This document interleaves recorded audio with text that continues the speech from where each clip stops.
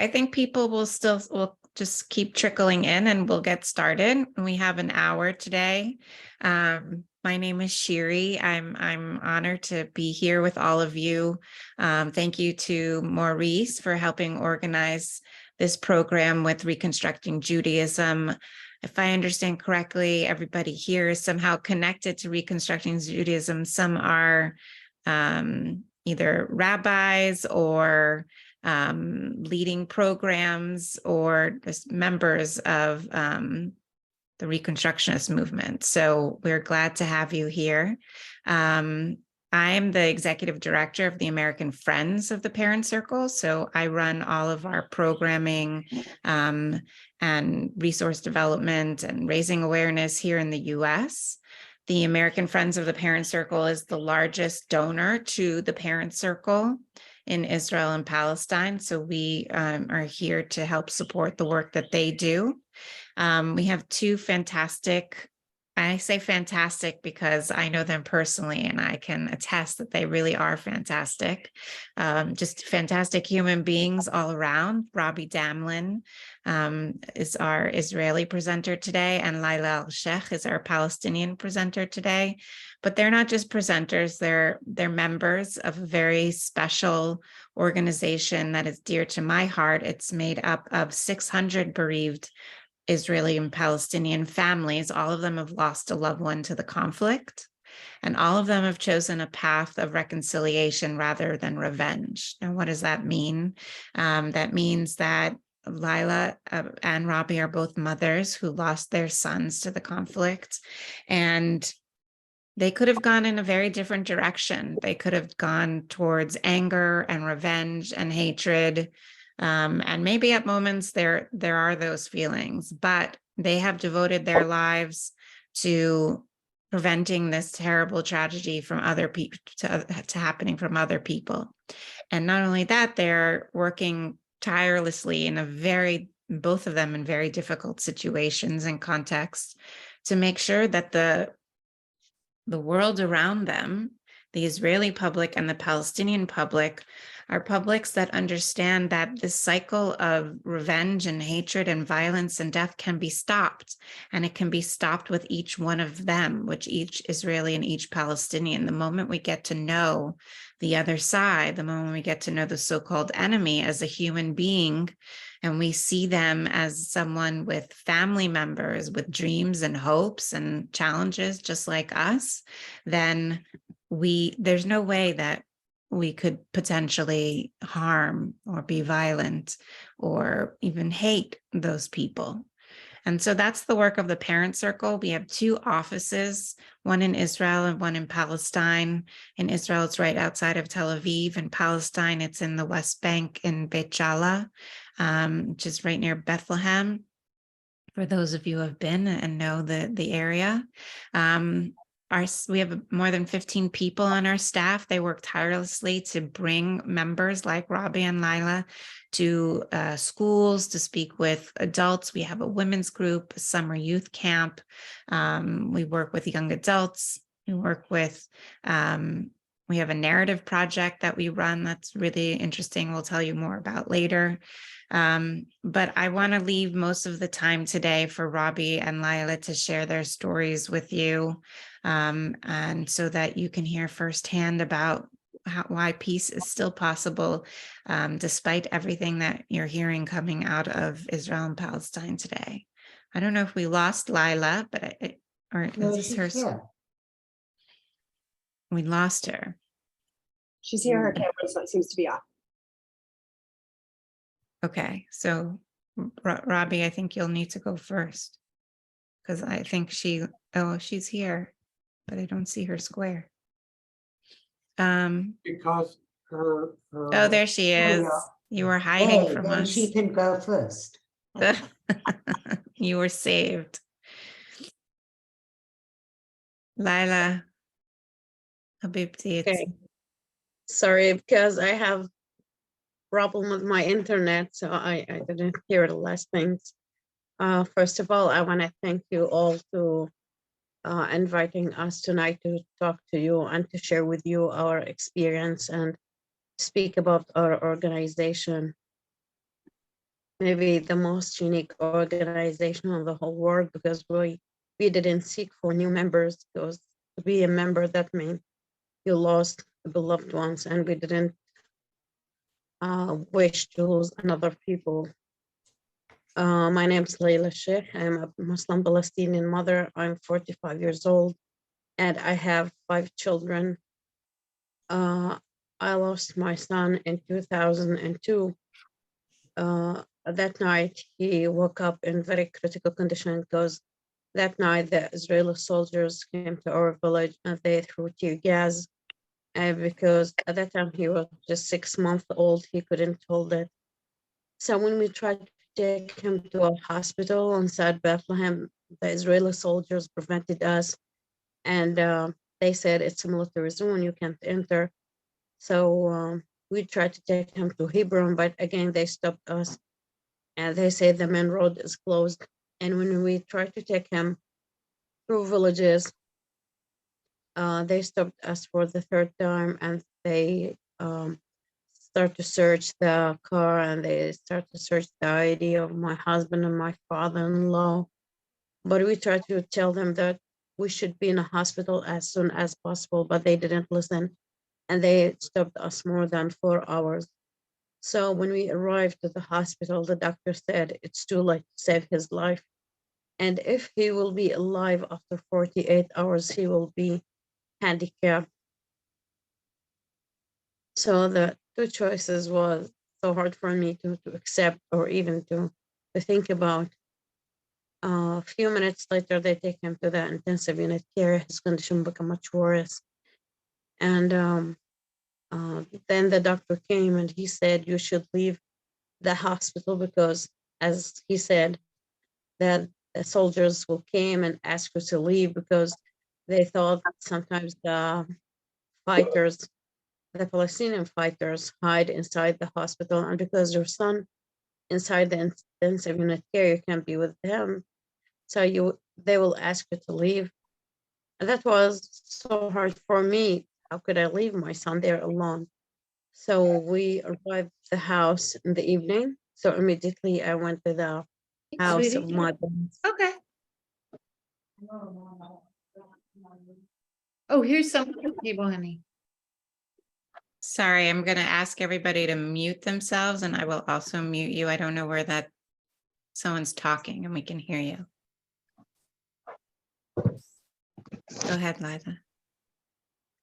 So when we went to the house, immediately I tried to call the doctor to check on him, and the doctor started to talk, and I realized that he tried to tell me something, but my mind was refused to accept that.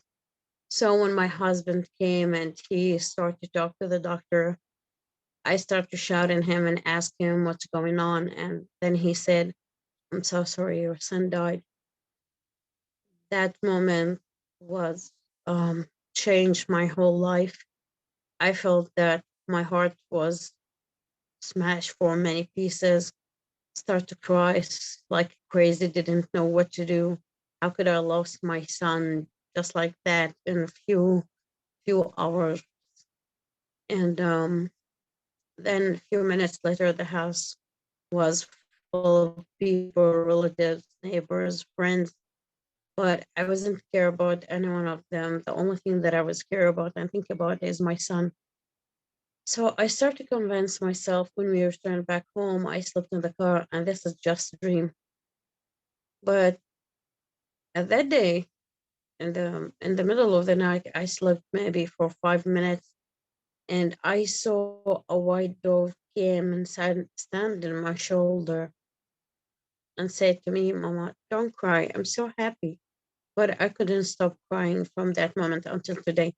I always feel there's something missing in my life, and I miss him so much. That was the longest night I've ever had in my whole life.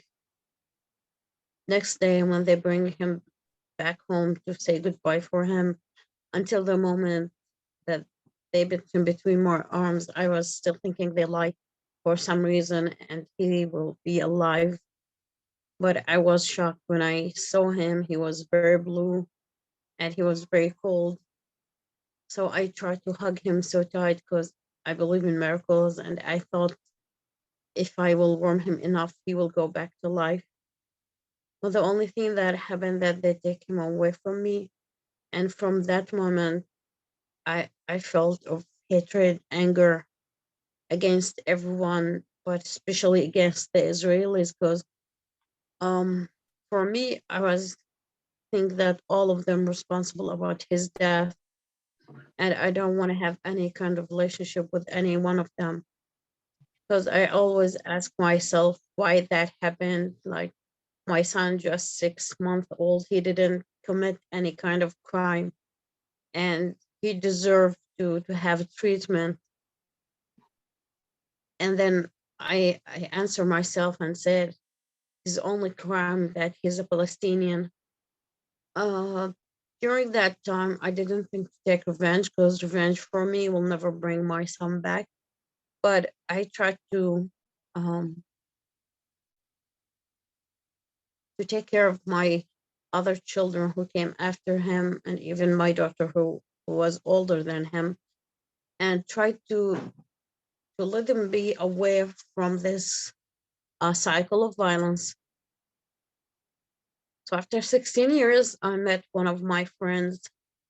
He joined one of the projects in the forum, and then he started to talk to me about the Parent Circle and how he joined one of the programs.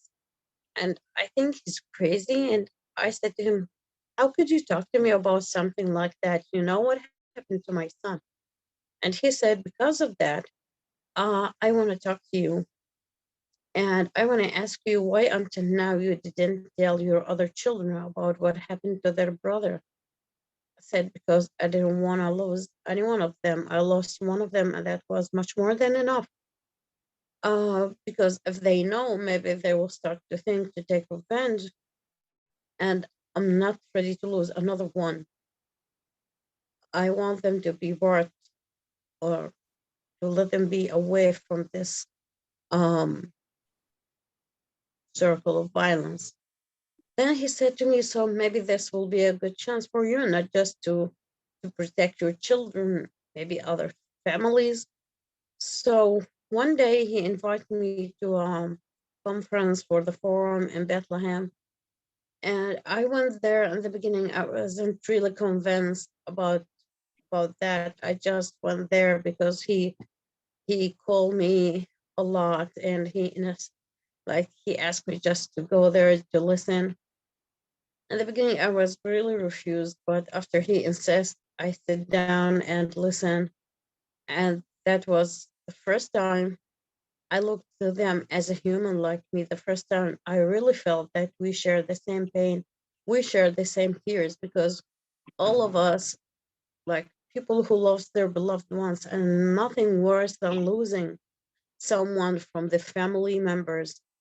And no one could understand your pain unless someone be in the same situation. And really, that was the first time I felt that both of us human, both of us deserve the best, and we didn't deserve to lose our children.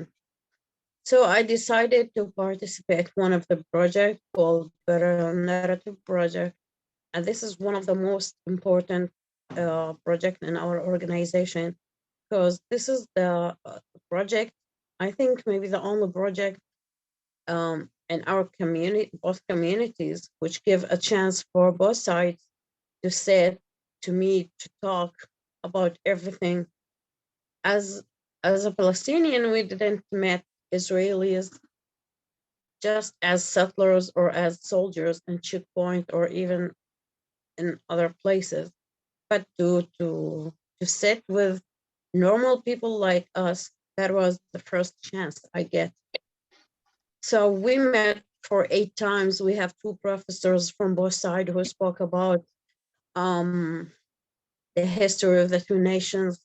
We went to visit Yad Vashem Museum in Jerusalem, because most of the Palestinians thought that the Israeli faked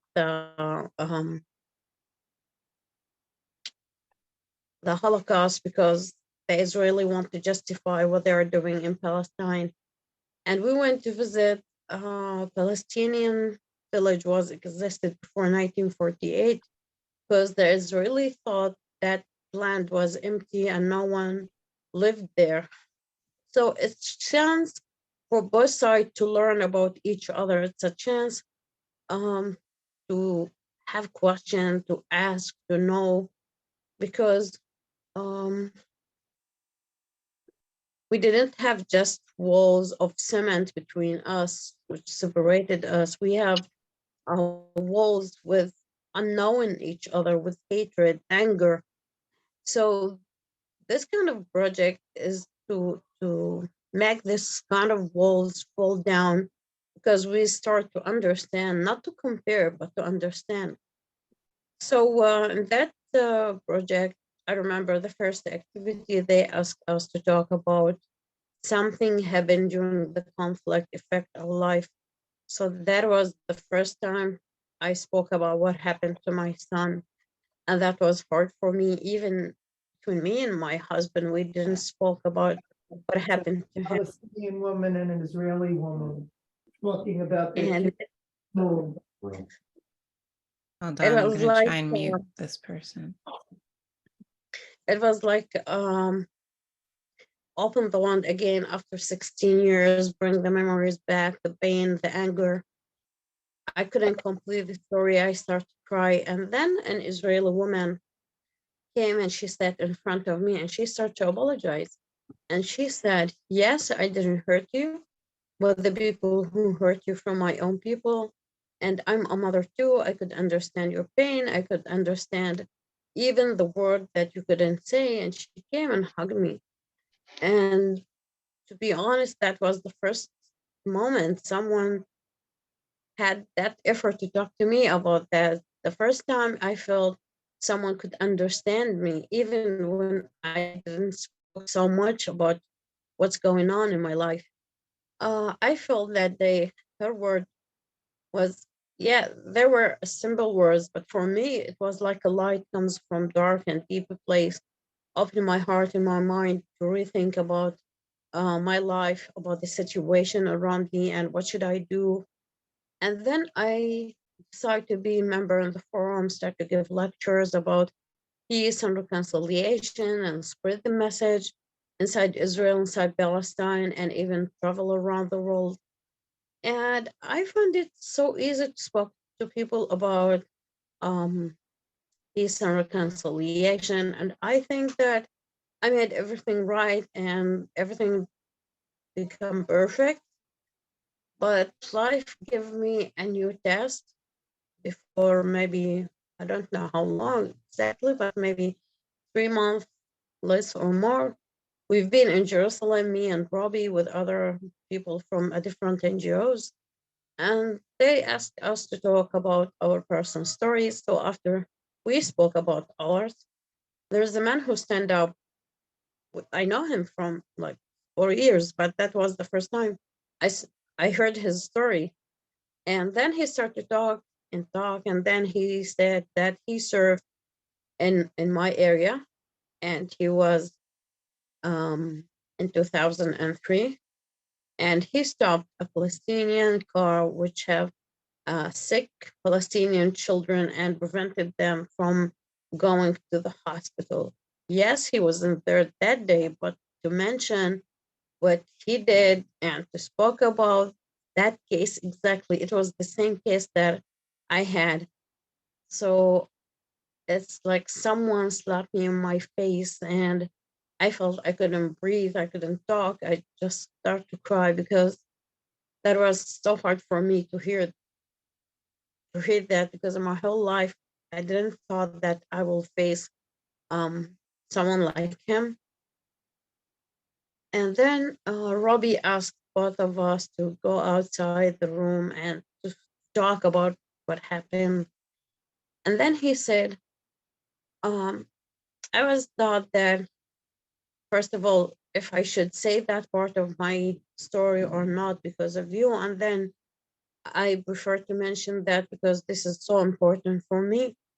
And I think it's it's better for you to hear that part from my life, from me, not from other people. And then he said that one day when he tried to take his son to a hospital, the guard stopped him, and he wanted to ask him question, where did he go or what's going on? And he said, my son was in very critical condition. And then in that moment, just I realized what I did to the Palestinian.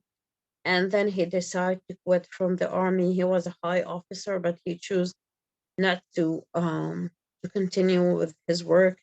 And then he established a new organization with Palestinians, sorry. And they start to work in the ground.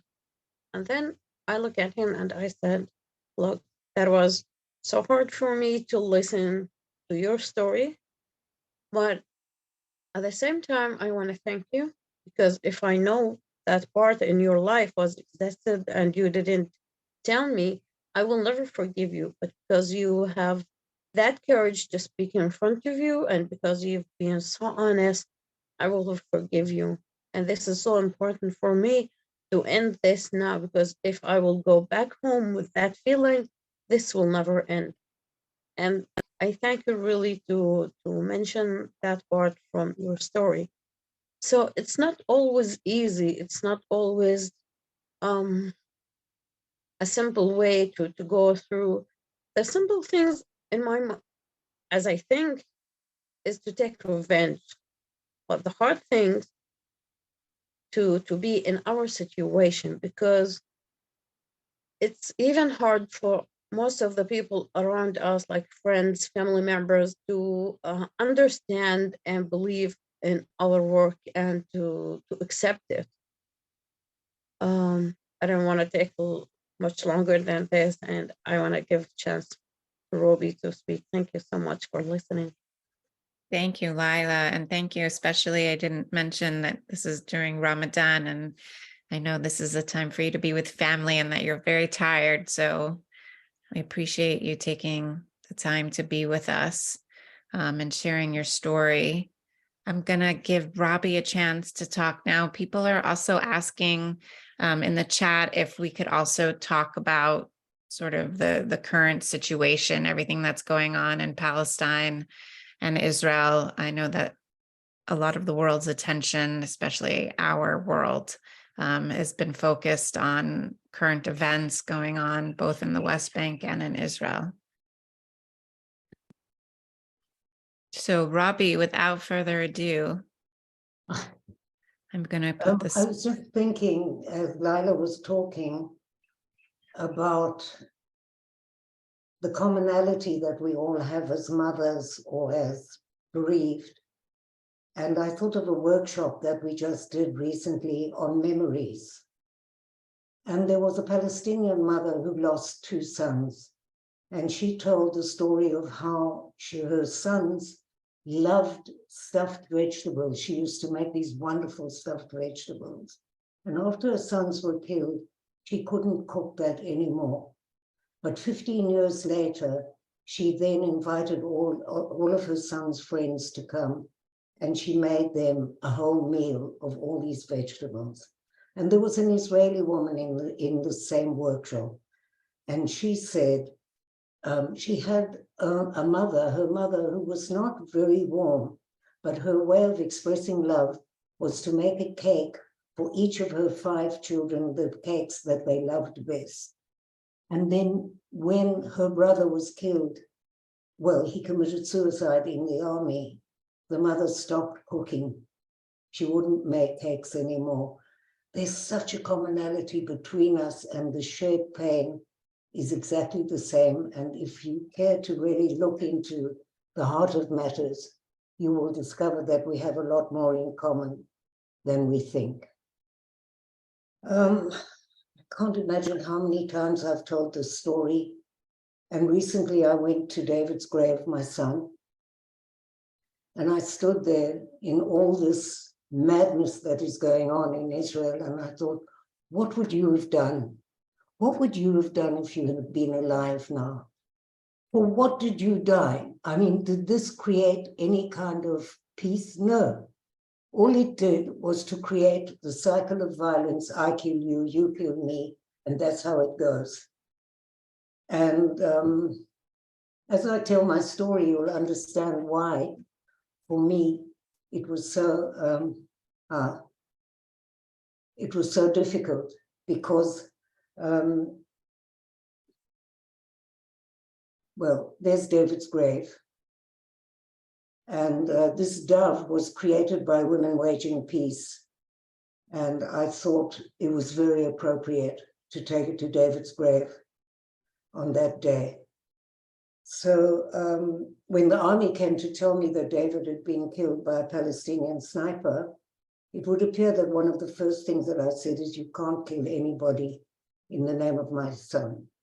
I'm sure by now you realize that this is not exactly a very Israeli accent.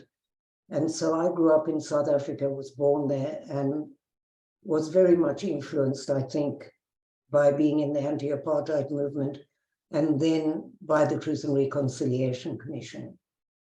And that's probably why I said what I said. Itzhak Frankenthal, who started this organization, came to see me after he heard me talking at a demonstration to end the occupation, and invited me to go to a weekend in East Jerusalem to meet with other bereaved Palestinian and Israeli parents. And I went, and we sat around this table, and just as Laila said, I looked into the eyes of the Palestinian mothers, and I realized that we shared the same pain, and that if we together could stand on the stage and talk in the same voice, then surely that would be an example. If we spoke about reconciliation and nonviolence and ending the occupation, would that not be an extraordinary example for others? So I started to travel all around the world and thought I was extremely important. And I spoke in the House of Congress, in Congress and in the Senate and in the House of Lords, and you name it, hip hop concerts, wherever anybody invited me with a Palestinian. And then one night I came back feeling very good, you know, I mean, because here I am spreading the message, and I speak English. How remarkable that people think you're intelligent because you can speak English. But presumably, if you were born in South Africa, it's likely that you can. And so that's a bit sarcastic, I would say. Okay. One night there was a knock on my door, and I went to open, and there were 3 soldiers standing there. And I thought, I cannot bear another message that I've lost another child. So I slammed the door in their face, and I kept doing this until eventually I opened the door, and they said, we came to tell you that we caught the man who killed David. And that's when it became difficult. That's the test that happens all along. You can make all these lovely statements and words, but here's a face now to the person who killed my son. And, you know, it's only one Palestinian that killed my son. It's not the whole Palestinian nation. I didn't sleep for 3 months because I thought this would not be an integrity to work in this in the parent circle if I couldn't walk the talk with the man who killed David. After 3 months, I wrote a letter to the family, which 2 Palestinians delivered, in which I told them about the parent circle, about the work that we do on the ground, about the other 600 families who, if had been sitting here tonight, would tell you stories that would be so extraordinary, you wouldn't believe how people can actually go through this kind of transformation. I also told him about David, who was a student at Tel Aviv University, and he was studying for his master's in the philosophy of education. And so my way of commemorating is education, education for peace. He was part of the peace movement and was one of the main leaders in the student uprising. And then I said to the parents of Thaya, that's the name of the man who killed David, that we needed to meet. We owed that to our children and grandchildren. So 2 Palestinians from the parent circle delivered the letter, and you can imagine how shocked the family were. But they said if everybody will sign on this letter, then maybe there could be peace. And I, of course, not being the most patient character in the Middle East, imagine that I will get a letter straight away back from Thaya to meet me and talk to me, blah, blah. There's no such thing as instant reconciliation. It's a process. And so it took something like 3 years, and I got a letter back telling me that I was crazy, which I already knew, and that I should stay away from his family because he killed 10 people to free Palestine. But you see, here comes the understanding in reconciliation. I understood from his parents that when he was a little boy, he saw his uncle violently killed by the Israeli army, and he lost 2 uncles in the second uprising. And so he went, in my opinion, on a path of revenge. He landed up in the Fatah part of jail. You know, they separate Fatah and Hamas, and became a folk hero, and they made a film about him and wrote a book about him. But actually, what happened the minute I got that letter was a complete giving up being a victim. How extraordinary to be free, you know, to be able to be free of this being contingent on what Thaya will do or say. Went off to South Africa, where we made a documentary about the Truth and Reconciliation Commission and what we could learn, and me on a personal journey to see what I meant when I said I forgive, if at all I forgive, which you all might ask yourselves at some point, what do you mean when you say you forgive? We met extraordinary people, and the film is called One Day After Peace. And I met a South African Afrikaans woman who, if you want to give a label, should have been part of the apartheid movement, but she wasn't. She'd gone to the Truth and Reconciliation Commission and said, I forgive you, to the men who killed her child. And then after that, I decided I have to meet her. I went to meet her and I asked her, what's your definition of forgiving? And she said, forgiving for me is giving up your just right to revenge. And I met the man who actually sent the people who killed her daughter. And he said, and if you take nothing else from this tonight, I think this is such an important statement. By her forgiving me, she released me from the prison of my inhumanity. By her forgiving me, she released me from the prison of my inhumanity. How extraordinary is that? And so I came back to Israel. It's a long story. I'm not going to tell you the rest of it. If you want to find it, you can look it up. Just write Robbie Tamler, and you'll be bored out of your mind by the thousands of interviews that I did over the past, God knows how many years.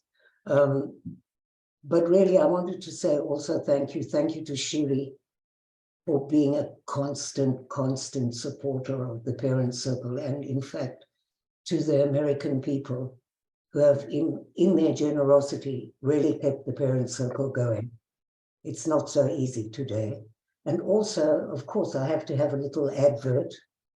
Each of you in your congregation on the 24th of April, we would be delighted if you would tune in to the ceremony which we have on Yom HaZikaron.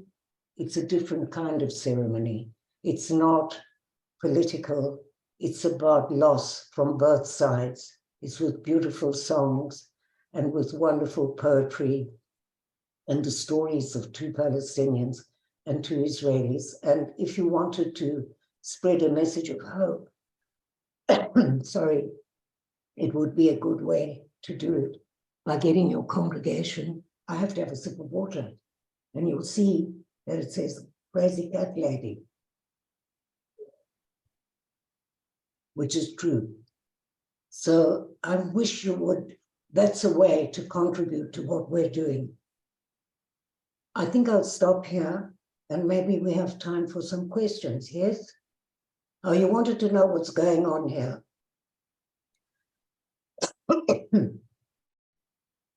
I think the attack on the High Court is probably the most dangerous thing that has ever happened here, because this, in many ways, is the last bastion of democracy.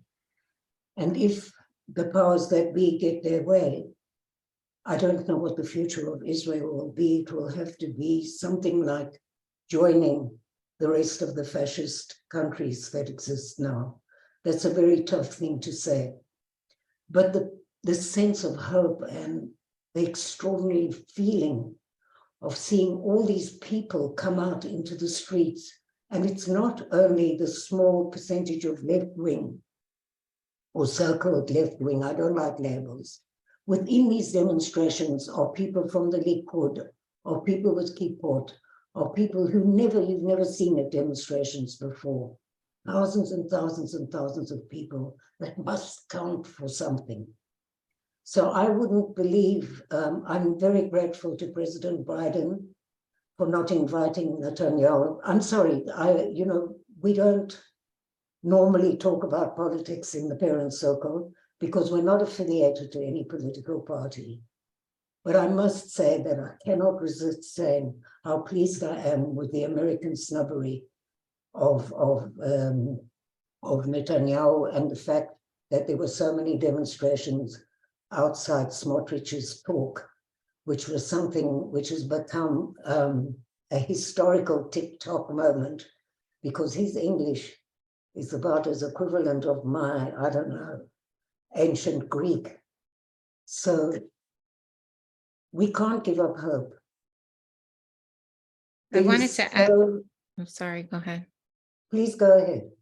Oh, Shiri, I wanted to add about like the particular situation as it relates to the parent circle in Israel. With this new government, the Ministry of Education is now being led by right-wing parties and is threatening our work in Israeli high schools. So the parent circle speaks in Israeli high schools. We speak to hundreds of students, thousands of students in schools, just like what you heard today, Robbie and Lila speaking. And the Ministry of Education is now trying to make sure that we are not allowed in schools by putting up some crazy regulations and restrictions that actually have nothing to do with us, but it's clear that they're trying to keep us out. And before even any sort of official regulations have gone into effect, it's already had an impact because many of the schools and the principals and teachers are starting to feel threatened by Israeli public opinion, or even just a few lone teachers or a few lone parents who feel emboldened now because of the new government. And that to us is a huge threat, because that's really the opportunity. Israeli kids don't get to meet Palestinians. It doesn't happen as, just as human beings. It's probably the first and maybe the only time that they'll get to meet a Palestinian and just hear their story. And there's no other organization doing that other than us in Israeli schools. So if we are not allowed into Israeli schools, that's a real missed opportunity. It's also another blow to Israeli democracy, right? It's squelching of voices. It's no different than banning books, like is happening in our country. So, This isn't something new. Yeah, that someone just wrote that sounds like Florida. Put us as a target for the past year, even before he became the minister, which is beyond me. He will now have his own militia. And also the ceremony is under threat. Twice before the COVID, we had threats that they would not give permits to the Palestinians to come to the ceremony in Tel Aviv. And we went twice to the High Court and won twice to the High Court. Do you see how important it is for us to have this judicial system which is disconnected from the parliament? How important that all is. Sorry, Shiri, I interrupted you. No, that's okay. Actually, Lila. Who's going to sleep? Poor Lila. Sharon. Sorry. Are Sorry. you awake? Are you with us? I'm going to ask you a question to keep you awake. So, why is everyone so tired in Ramadan? Explain. Like you're up all night, but you sleep in the day, no? no, we can't sleep during the day because, like, for me, I went to, today I have my class for studying designing dresses. So when I go back home, my children want to make pizza and other kind of things like that. Yeah. So since I arrived, until the moment that we break the fast, I just work and running to clean and to cook and to do all these things. So because the whole day we are fasting and just have that meal, so the blood goes it's already to exhausting. the stomach. Yeah. Well, okay, Yes, that wasn't you actually the feel question tired, that I wanted to you ask feel you. cold. I was just curious. I know. But can you I don't tell us about refresh. what's happening in Palestine, like in your community, in your neighborhood these days? I mean, we all read about what happened in Hawara, which was devastating, but even, did we lose her? Oh, there you are. But even before that, I mean, I know that our, Take me no, out. she's back. I know that our Palestinian staff people feel, you know, nervous driving around their lives. They feel threatened. They're worried about settler violence. What's it like for you? Could you please repeat the question again, because I lost Oh, the we lost connection. you. Just to tell us about like what the situation is like for you in your community, in your neighborhood right now. Are you feeling threats from settlers? Are you feeling, is it more tense? I mentioned Hawara, but you know, how are you being affected? Yes, after this new government came, the situation become much worse because the settlers start to be much more aggressive, and they try to attack Palestinian everywhere. And this is not just the problem. The problem, what happened in Hawara, make all the Palestinians much more be afraid, because when the settlers attack the Palestinian and burn the cars and the houses, the army was there and they didn't do anything. And next day they were dancing together in front of Hawara. It's like kind of celebration about what happened. And this is make the Palestinian afraid. Even the people like us who work as peace activists, let's say, like, what's going on? If the army will be in their side, so this is kind of much more extra threatening for us. But what make us feel a little bit now satisfied when we saw that the Israeli go on the street, make this kind of demonstration because they want to change the government, because even they are affected, not just us as Palestinians. They suffered from this new government, because this new government even give the army or the soldiers orders if they have suspicions about Palestinian, just suspicious, even if he didn't do anything, they could kill him easily.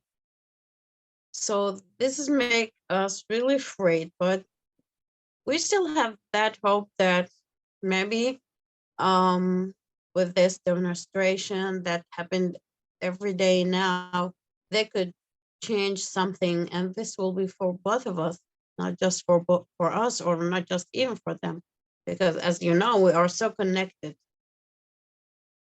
I think one of the disgraces of Hawara woke up much of the Israeli public, because this is something that they actually watched live on television.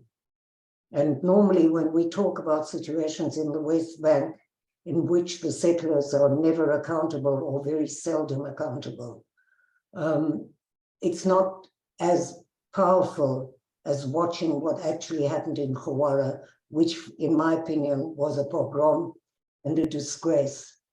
As a nation, I couldn't believe that that was actually happening, and that the soldiers, especially on the second night, I think it caught them very unawares on the first night, but on the second night, it was Purim and they were dancing with the settlers. And that's an even bigger disgrace. And where is the accountability for something as terrible as that? It's true that the public collected money to try to have some kind of reparations, but it should be the government that gives reparations in a question like that, which of course it won't be in this country. So But what we have, even though the Palestinians feel a little bit satisfied when they saw Israelis who just go there just to be beside them, to stand with them, it's not really enough, but for them at that day, that meant a lot to be there together, to stand with them, to be with them. That meant a lot. It's not about just the money. It's about to feel a little bit secure, to feel there's someone who cares about us, who will try to be in our side. This is so important. let's give our friends here today a chance to ask questions. You can, I think we're an intimate enough group that you can just either put up the hand emoji or raise your actual hand or unmute yourself.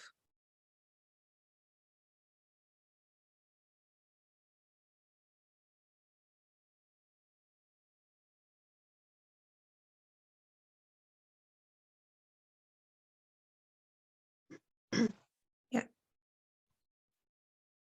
Gordon, I'm going to unmute you. Hold on. You need to unmute yourself, Gordon. Oh, I am now unmuted. I'm Yes. sitting here and saying to myself, here I am in the Bronx. And Shiri, can you let us see this person and just take us off these huge pictures and Yes. put us back in the small squares? you look so wonderful. What do you Wait. mean? No, I'd rather look at you now. Well, mind you, Lila's a better looking chick.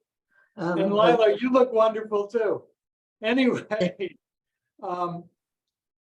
I feel impotent trying to figure out what can I do to somehow stand in the same grouping as those Palestinians and those Israelis who are standing together.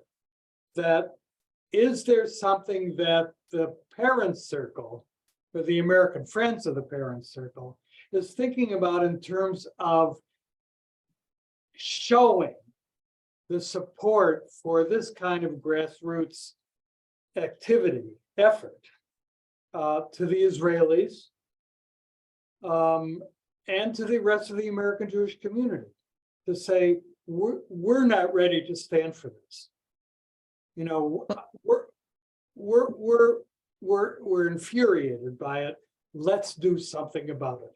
Yeah. Well, first of all, you're here, Gordon. So, I mean, that's a start. You could easily have chosen to not be here. So I want to thank you for that. You've listened, No, you've heard. I'm part of the deal. Okay.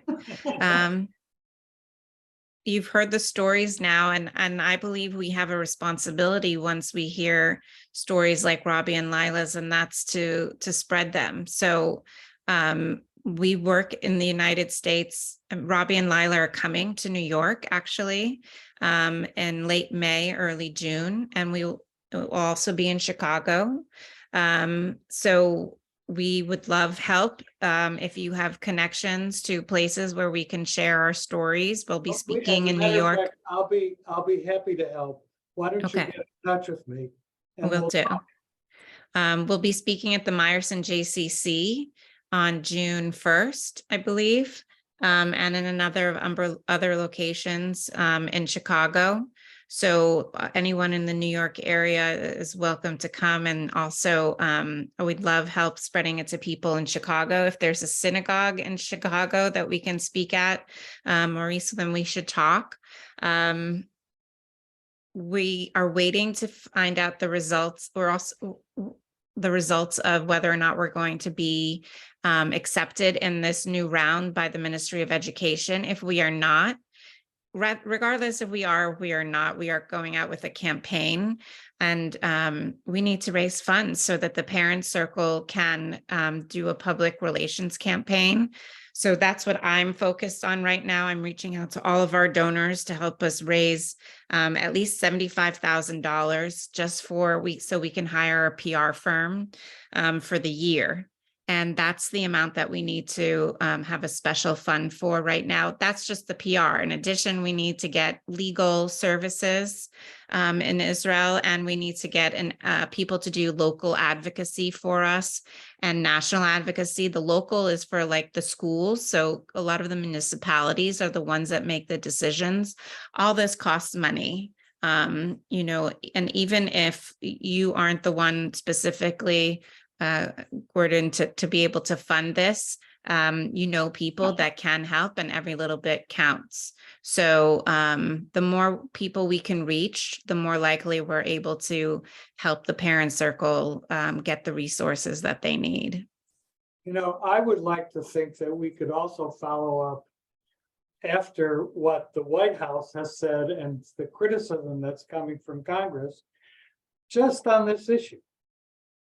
That we find members of Congress and find someone in the White House to turn around and saying, you are doing exactly what we have asked you not to do. And make it clear that they're not, they can run, but they can't hide. And that the American, and as much as they pound their chests and plead independence from the United States, they know that unless they get the support of the United States, that they're in trouble. And Netanyahu has done this more than once. He's pounded his chest and then caved in because he knows full well how important it is for support from the American government. Yes. And we ought to use it. I agree. Maurice, did you want to add something? Well, I just, first of all, I want to add my thanks to Layla and to Roby. And I also want to say, as someone on staff at Reconstructing Judaism, I want to say to everyone here from the Parent Circle, don't be discouraged by a smaller turnout than I was hoping for. I know several of the folks who are here are educators who work with and train educators. I also know there's been several rabbis here who also work with a variety of constituencies. I can tell you that in the past week, people across the North American Jewish community have been flooded with invitations to dozens and dozens of emergency webinars because of the turmoil in Israel. And when I saw that start to happen, I did worry a little bit about our group, but I know we recorded this. And I just want you to know that you have a partner in our movement of nearly 100 congregations that consist of a lot of deeply thoughtful people who care and who want to connect with these powerful stories and with your vision. So stay in touch with us. We would love to help amplify your work as much as we can. Thank you, Maurice. And it's been really made a very important point, and that is with the recording of today's meeting, that we can reach thousands of people by just sending it to us, and we'll distribute it to our contacts. Yes. Teresa, You were right. Tressa. I want to echo Maurice and thanking Layla and Robbie that this is a really important story. I as somebody working with our congregations, we have 3 congregations in the Chicago area that we could connect with potentially around this. And I'm curious also, one of the my experience with Parent Circle events, come in part through reading a Paragon, which I know was a really powerful and incredibly moving book by people who are part of the Parent Circle and who were involved with that. My sense of that is that it came out right around the beginning of the pandemic, and I expect that. I don't know that this is true, but I sort of expect that whatever world tour there might have been around that was curtailed by Yes, by the pandemic. I'm wondering, I mean, yes, I was, is that right? I Well, was, one of the saddest things, if you're already talking about a Perigon, which is a wonderful, wonderful book that everybody should read, but read very slowly. One of the sad parts is that your government will not give Bassam a visa and has declined Rami's visa. So don't imagine for 1 minute that Palestinians easily get visas to come to America. And this, I guess, is homeland security at its best. I didn't know that. I knew that in general. I did not know that in the specifics around Yeah. that time. Rami's was declined, and Bassam is always a problem, but it's been refused. I wrote to the American ambassador. Let's see what happens. so I was on that tour. It was cut short. But a Paragon, I'm excited to say, is going to be published in Hebrew soon, not because of any great publishers, but only because of independent publishers who took it on. And it first was refused to be translated into Hebrew, but we pushed through, and it will come out in Hebrew this summer, which is a big success because Israelis must read a Paragon. I think we have to sign off and let poor Lila go to sleep. I put out the link to our website in the chat. You can go in there, find out more information. There's information about the ceremony in there, information about our newsletter, how to invite us to your community, how to support our work, about our upcoming events. I'll also put my email in the chat. Oops. Can everybody see? Yeah, I did that. So feel free to reach out to me if you have thoughts, ideas, suggestions about how we can help spread the message. And just thank you again to Maurice. You've been a fantastic and very generous partner. It's been lovely working with you, and I hope it's just the beginning. Thank you very much, everybody. Thank you. Bye-bye. Thank you so much. Thank you, folks. Bye-bye.